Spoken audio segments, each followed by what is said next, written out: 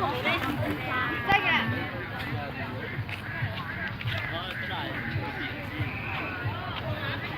cho các mày nó còn nghe lỏng. Dạ. Hả? Đừng có. Nước bái chứ mày nè. Đúng rồi.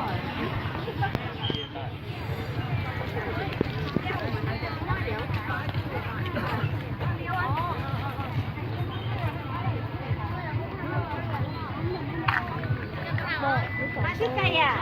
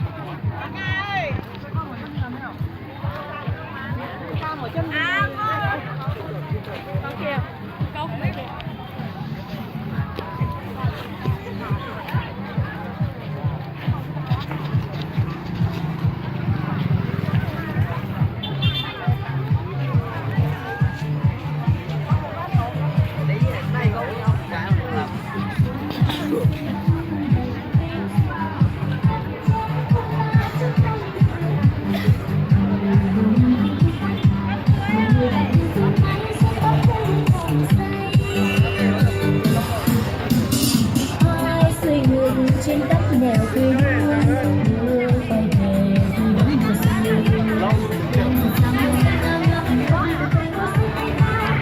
xuống lâu chưa? Vậy là số điện thoại của bạn không được à? Zalo Facebook online là có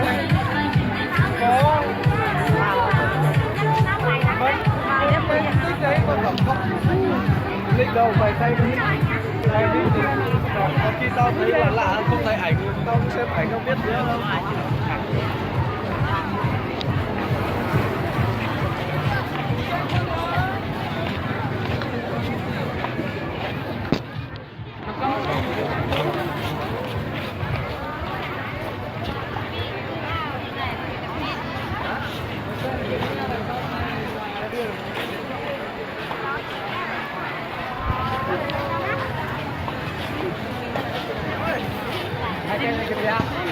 Chết.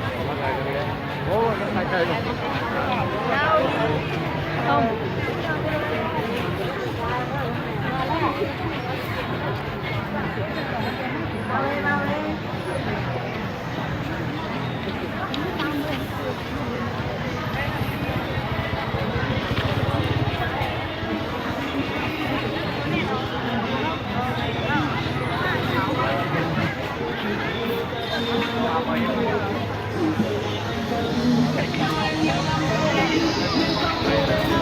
Thank you.